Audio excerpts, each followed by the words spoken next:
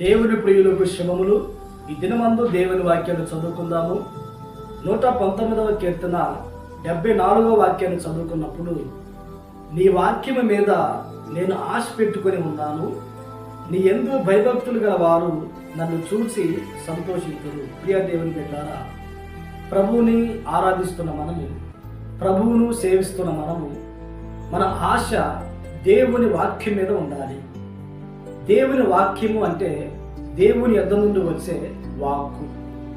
ఎవరైతే దేవుని వాక్కు మీద ఆశ పెట్టుకొని ఉంటారో వారి ఆత్మీయ జీవితానికి ఎంతో ఆశీర్వాదాన్ని కలిగిస్తుంది. ఈ దినాల్లో ప్రభుని వెంబడిస్తున్న కొంతమంది దేవుని బిడ్డలు ఈ లోక సంబంధమైన ధర్మం మీద, ఈ లోక సంబంధమైన ఘనతల మీద ఆశ పెట్టుకొని ఆత్మీయ జీవితాన్ని నష్టపరుచుకుంటూ ఉన్నారు.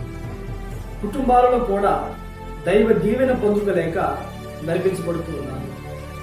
మనమైతే మన ఆత్మీయ జీవితము క్షేమముగా ఉన్నట్లుగా, మన కుటుంబాలు క్షేమముగా ఉన్నట్లుగా, మన ఆశ దేవుని వాక్యం మీద మనం ఉంచినప్పుడు దైవ ఆశీర్వాదాలు పొందుకోవడానికి మనకు అర్హత కలుగుతుంది. ఒక సందర్భాన్ని మనం జ్ఞాపకం చేసుకున్నప్పుడు, దైవజనుడైన ఏలియా కేరీతు వాగు దగ్గర నివాసం చేయించు ఉన్నాడు. ఉదయం సాయంత్రము కాకోలము ద్వారా దేవుడు పోషిస్తూ ఆ కేరీతు వాగు నీరు త్రాగుతూ తన జీవనాన్ని కొనసాగిస్తున్నప్పుడు కేరీతు వాగు నీళ్లు ఎండిపోతాయి. ఆ సమయమందు దేవుని యొక్క వాక్కు ఏలియా దగ్గరకు వచ్చి, సారెపొద్దు ప్రాంతానికి నువ్వు వెళ్ళు, అక్కడ ఒక విధవరాలికి ఆజ్ఞాపించి ఉన్నాను, అక్కడ నిన్ను పోషిస్తాను అని దేవుడు చెప్పడం జరిగింది. ఈ సందర్భంలో దేవుని యొక్క వాక్కు ఏలియాని తన అవసరాలు తీర్చబడే ప్రాంతానికి, తాను పోషింపబడే ప్రాంతానికి నడిపించి ఉన్నది.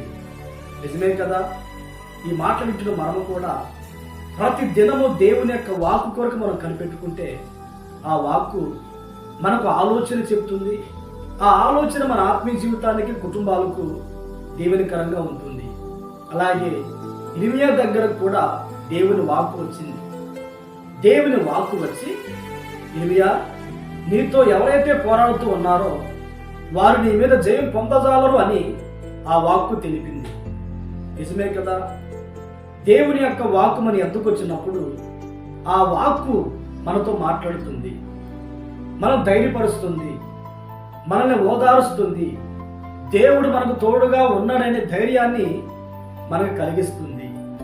అంతేకాదు దేవుని బిడ్డలారా, దేవుని యొక్క వాక్కు అబ్రహాము దగ్గరకు వచ్చి ధైర్యపరిచి విశ్వాసంలో ఇంకా ముందుకు వెళ్ళటానికి అభయహస్తములాగా పనిచేసింది. ఈ మాటలు వింటున్న మనమందరం కూడా ఈ లోక సంబంధమైన వాటి మీద ఆశ పెట్టుకొనక దేవుని యొక్క వాక్యం మీద ఆశ పెట్టుకుంటే ఆలోచన చెప్తుంది, బలపరుస్తుంది, నడిపిస్తుంది, పోషిస్తుంది. ఆత్మీయముగాను భౌతికముగాను దైవ దీవెనలు పొందుకోవడానికి దోహదపడుతుంది. ప్రార్థన. పరిశుద్ధుడా, ప్రేమాస్వరూపి, ఆశ్చర్యకరుడా, నీకు స్తోత్రాలైనా, మేము సుఖముగా, సౌఖ్యముగా, దీవెనకరంగా, ఆధ్యాత్మికంగాను భౌతికంగాను బ్రతుకున్నట్లుగా నీ వాక్కు మీద మేము ఆశ పెట్టుకుని బ్రతుకున్నట్లుగా సహాయం అనుగ్రహించమని ప్రార్థిస్తున్నాను. ఈ మాటలు విని ప్రార్థన ఏకీభవించిన వారు కూడా ఆ దిశగా నడిపించబడి మీ ద్వారా దైవ దీవెనలు పొందుకోవడానికి సహాయం అనుగ్రహించమని యేసు నామములో ప్రార్థించి అడిగి పొంది ఉన్నాము తండ్రి. ఆమేన్, ఆమేన్. దేవుడు మిమ్మల్ని ఆశీర్వదించుగాక.